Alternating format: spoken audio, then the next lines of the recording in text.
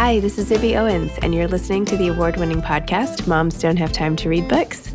I'm also the host of Moms Don't Have Time to Lose Weight, and I'm the editor of the anthology, which you should run out and buy, called Moms Don't Have Time to, a Quarantine Anthology. All proceeds of that book go to COVID-19 vaccine research. And I'm the editor-in-chief of Moms Don't Have Time to Write, a new publication on Medium, and we're accepting submissions, so please send your personal essays there. And if all that isn't enough, you can follow me on Instagram at Zibby Owens, and my website is zibbyowens.com. Okay, now back to this amazing podcast. Genevieve Gannon is the author of The Mothers. She is an award-winning Sydney-based journalist and author of 4 novels, who, by the way, woke up at 7 a.m. or woke up earlier to do this podcast at 7 a.m. her time, and she was like fully dressed and presentable, and I give her a lot of props for doing that. She is presently the staff writer for the nation's biggest women's magazine, the Australian Women's Weekly, where she covers everything from cold case murders and cults to celebrities and sports stars. Her journalism has appeared in most of Australia's major newspapers, and she has recently won the Mumbrella Published Journalist of the Year award. Welcome, Genevieve. Thanks so much for coming on Moms Don't Have Time to Read Books to discuss The Mothers. Thank you so much for having me. It's a pleasure to be with you. And all the way from Sydney, Australia, across days, across time zones. It's very exciting. My best friend's name is Genevieve, but we call her Jen. But anyway. Oh, really? It's a pretty unusual name. Yep. She spells it exactly the same. Same thing. Anyway. Okay. Would you mind telling listeners what The Mothers is about and what inspired you to write it? I know this is your 4th book, your 5th book? Yeah, it's different to my other ones, though, because it was very much inspired by real events, which has not been the case previously. I mean, essentially, it's about a mix-up in an IVF lab. And it's not a spoiler to say that because, that the book's very upfront about that's what it's going to be exploring. I wrote it because I had never heard of these mix-ups, and I came across a story of a mix-up and I just couldn't stop thinking about it, essentially.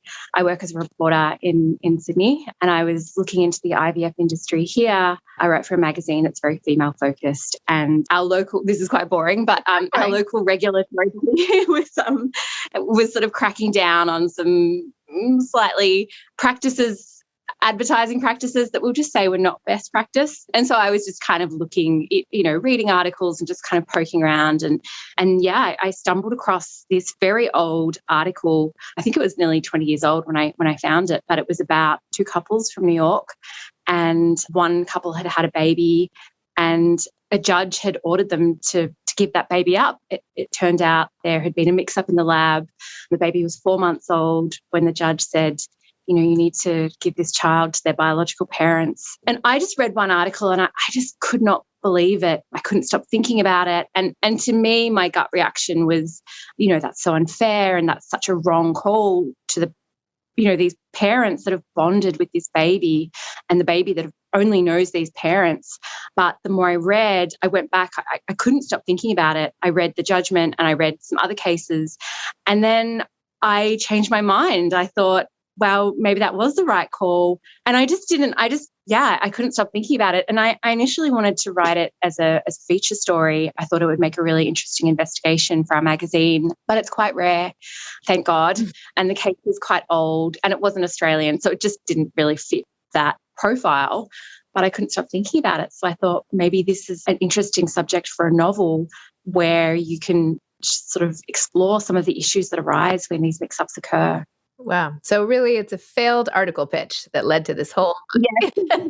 If you had succeeded in pitching this article, we would not even be talking right now. Right. That is really hard to believe and raises like a zillion ethical considerations. And what do you do in a situation? And of course, that is what you explore. And you do such a nice job of really developing the characters and the 2 couples. And, to be honest, I haven't been able to stop thinking about the husband who has this sort of penchant for online dating, if you will, online exploration and sex talk with other women, and the wife who's trying to rationalize the behavior by saying, well, is it really that bad? And the whole thing is like, what can we rationalize away? Like, what in marriage is it worth sort of turning the other cheek to, and what is it not? And, her sleuthing notwithstanding, it just opens the door to lots of different interpretations. So that was one wrinkle I found very interesting. Tell me about that sort of subplot, if you will, with one of the couples. That subplot exists for a couple of reasons. One of them was I really wanted to show how much pressure IVF puts on couples. And I think we're all very cognizant of how hard it is on mothers. But I also wanted to show that it affects men as well, and that the way they manage that might not be ideal. I know that IVF is very tough on marriages and it's not great behavior. I'm not saying what I just said to excuse what Nick does, but I don't think our characters all have to be exemplary and perfect. I think it's more interesting when they're a little bit flawed. And part of it was just practical. I really wanted to have, that the central conflict in the novel, I guess, is this decision of where does this baby belong. And I felt that, one couple gives birth to the baby, Grace and Dan Arden, and Grace has that gestational bond with the baby, and Dan's her husband, but he doesn't have a sort of a physical or a biological connection to that baby, which is not to say that being the husband and being there is not a connection, but I just felt like it would be really interesting to make it just about the mothers. So I wanted to remove Nick's biological tie to the child. So that's why I sort of had to insert a quite disruptive conflict for them. Oh, interesting. I like it. Well, the scene with Grace when she realizes on the girls' trip, with trying to extricate some of the students at the school at which she works from the mayhem of an underage club and realizes that yet another cycle has failed was heartbreaking. I mean, and even the fact that she can't talk about it, that she can't tell her boss that this is why she didn't file a report, and that it's not really something that most women feel completely out in the open discussing. And yet you had some line like, if only he knew that she was on this like intense roller coaster of emotion all the time, maybe he'd have some empathy and understanding. But in the absence of that, no. So it's almost like the world is even harsher than usual. Yeah, I think that's true. I don't know if this has been your experience among your friendship group, but I think, even today, miscarriage and a fertility journey is something that's really not talked about, and it's so stressful and can be so distressing. I feel like we're doing a better job, miscarriage in particular, of being more aware of what that does to a woman and what that means. But yeah, that was something that came through really strongly in all of the research that I did. And from my friends, I have friends who've had some really challenging journeys with IVF, and it's all kept secret. Yeah. I know. I've had friends. There's just so much. I mean, it's a miracle any child ever gets born. It's like, I can't even, it's like, seriously, how does this ever even work in this day and age? But no, friends with sort of late stage loss. And I mean, it's heartbreaking. Mm-hmm. The road to having children is just, yeah. And this particular situation is so, I mean, as soon as I read even the plot of this book, I was like, oh my gosh, like, what would you do? Like, what do you think? Like in the shoes of your characters, how would you have handled things in either spot? I don't know. I tried to show how difficult that decision was. I think Grace, we don't necessarily see her at her best. She becomes a bit manic, but I think you would be so scared that you were going to lose this baby, but also perhaps aware that there's another person that loves him and wants him just as much as you. By hanging on to that child, you're denying that other woman the love that she feels for this baby. And similarly for Priya, who is the biological mother, she finds out that this baby that she's so desperately wanted has been born, but he's been born to another woman. And does she sort of make a claim and take him from that woman, or does she let him live with this family that she doesn't know? And the family that's done nothing wrong, I think that's one of the most heartbreaking things about it. These situations arise out of errors. So it's almost impossible to say this is right and this is wrong. You just have to look at what's best for the child, I guess, which is what the courts have done in most cases. But interestingly, different courts make different decisions. So I sort of alluded earlier to a particular decision, but that's not necessarily what happens in the book. I read as many cases as I could get my hands on. And it's interesting because there are some where there are like little variations, like there's an error, but it's only one parent that is the wrong parent. And then what does that mean? Because this baby now sort of has three parents. Oh my gosh. Complicated. Oh my Lord. There was one line, because you also do such a nice job of even talking about aging and women's bodies and relationships with their bodies. Let's see, where should I start? Well, she said from the aerial view she had of her stomach now, it appeared thick enough, poking out beneath breasts whose nipples were slowly starting to point south. She examined her face, turning her head from side to side. There was a definite softening around the jawline, and her skin was slackening. She pinched her cheek and watched its surface crinkle. This is why we have children, she thought darkly, to distract us from the ravages of time. I love that. If only they distract you enough. So I've noticed, and this is a huge sort of leap, but from the topics of all of your books to date, it seems to be following sort of the lifespan of a woman sort of going through the traditional phases, right? There's the husband chasers where you're trying, like the characters like trying to find someone, and then chasing Chris Campbell, the first year of marriage, and now the mothers. So I feel like even though this has a different tenor, perhaps they're sort of going through the lifespan. Is this your lifespan that we're tracking here too? Like, are these the main events in your life, or how, or is this just the way it's happened randomly?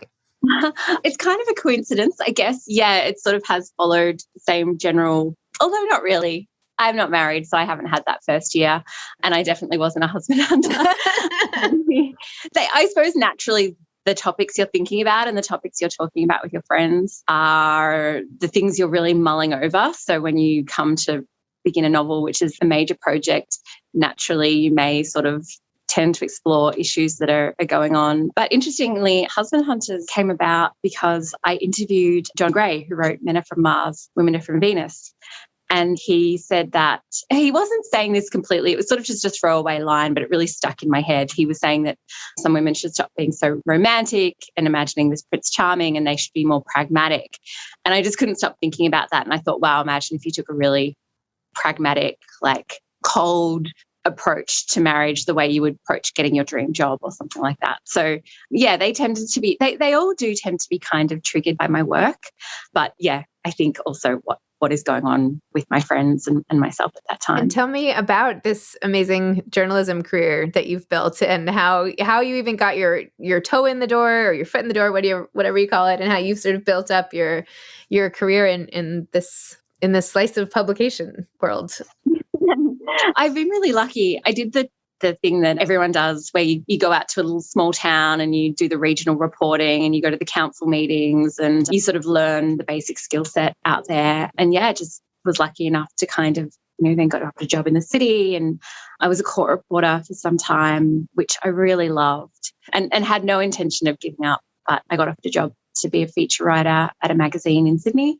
So that's what I do now. And it's really great. We have the opportunity to write longer stories, and we're very female focused. And yeah, it's a lovely place to work. We do lots of interesting stories that really look at, I just did one recently about a woman whose mother had quite severe dementia. And the mother had been this really illustrious, groundbreaking scientist in Australia. She'd published 8 books and won various awards. And she was just so sick towards the end and really couldn't communicate. And her daughter, who was also this amazing scientist, and they'd collaborated together and they'd lived together and they really loved each other.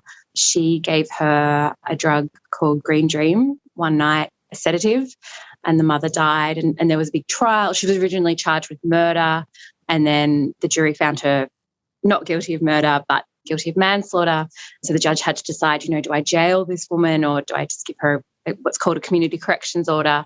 So getting to witness that is really interesting. And I think it's a really important story to tell, because I'm sure a lot of people know what it's like to see someone you love so much just languishing and suffering, really suffering, and seeing the consequences that had on the daughter. I feel like that might begin some conversations, or we hope it will. That's why we reported on it. So it's an interesting role. I'm very lucky. Wow. And so what features are you knee deep in right now? I'm doing one on cybercrime right now, and romance fraud and all that sort of stuff, which is also quite interesting. We've got this situation where when you have the romance scam and you meet usually it's a military man, someone posing as a military man, Sergeant Ryan or something, and he'll say, oh, I'm stuck. I've been deployed. Can you send me money? And people will think, oh, here you go, $2,000 to fly home. And then, of course, they never see that money again. We're seeing new iterations of that where, people are becoming aware that that's a red flag. And so now they're doing other things. We just had a case in Queensland where a scammer had posed as a military officer and he'd pretended to be pursuing this woman romantically. And then he'd said, oh, I've been paid out all this superannuation, but I can't, for some reason he couldn't get it because he was in a war zone, and could they have the money transferred to her bank account and then could she transfer it somewhere else? And the woman was like, sure, that's fine. And then it turns out that, he wasn't military at all. He was some organized, a member of an organized crime syndicate, and the money was stolen, ill-gotten money. And she ended up being jailed for trafficking. Wow. Yeah. Trafficking? Is that the word? No. Trafficking, when you funnel money. Yeah. So, yeah, that's interesting. So just warning people to be on the lookout. Yes. Oh my gosh. Like, look at every email twice. And what was it like for you writing these novels? Like, what's your favorite spot to write? What's your process like? I just do it whenever I can, usually after work. I like to find a nice cafe or a park, or I just sit at my dining room table. I really enjoy it. It's a real pleasure. It's weird. It's a stressful pleasure. When you're doing it, I'm like, oh, I've got to finish. I'm really enjoying this, but I've got to finish this. I can't wait till I finish. And then you finish and you sort of miss it a little bit, and you miss the characters. But yeah, it's a really fun and interesting, not really hobby, side hustle. Side hustle. And what advice would you have for aspiring authors? Oh, that's a good question. Just do it. Just write as much as you possibly can, and be prepared for the early stuff to be not very good, but embrace that and reread it and look at why it's not working. And yeah, just do it and read as much as possible, even though it can be depressing.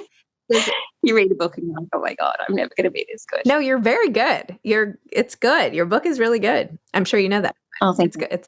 It's very well written. Are you the only person who likes to write in your family, or do your parents write? Like, do you have siblings who write, or what's the story? They're all teachers. But my mother, my mother was a great reader. I mean, thank you for the compliment on the book, but just on that, I'm sure you hear this from a lot of authors. Like, you write your book and you're like, oh, you can only see the mistakes and you can only see the things you would change. Maggie Alderson has this great quote where she says, women in particular seem to sort of almost want to apologize when they put out a book. They're like, oh, I'm sorry, I wrote a book, which is, maybe it's a good thing because it means you're constantly scrutinizing the work to make sure it's as good as it can possibly be. Yeah, it can be hard having something out there for people to scrutinize and pick apart. Wow. Well, thank you. Thanks for chatting with me today about the mothers and for raising these really important issues. I'm sure as time goes on, there will be more and more cases of things like this as the IVF industry sort of continues to flourish and take on new directions, and cloning. And I mean, who knows what is coming down the pike for us, but at least now we have some fiction to dive into to explore like how we might feel about it. Thank you so much for having me. It's been a real pleasure to chat to you. Oh, thanks for coming. All right. Have a great day. You too. Bye-bye. Bye-bye. Thanks for listening to this episode of Moms Don't Have Time to Read Books. Don't forget to follow me on Instagram at Zibby Owens and at Moms Don't Have Time to Read Books. Also sign up for my newsletter at zibbyowens.com and sign up for my virtual book club and meet lots of authors on Zoom every other week. Thanks so much to Steve and Ryan at Texture Sound for the sound editing. And thank you to Morning Moon Productions for providing this fantastic intro and outro music.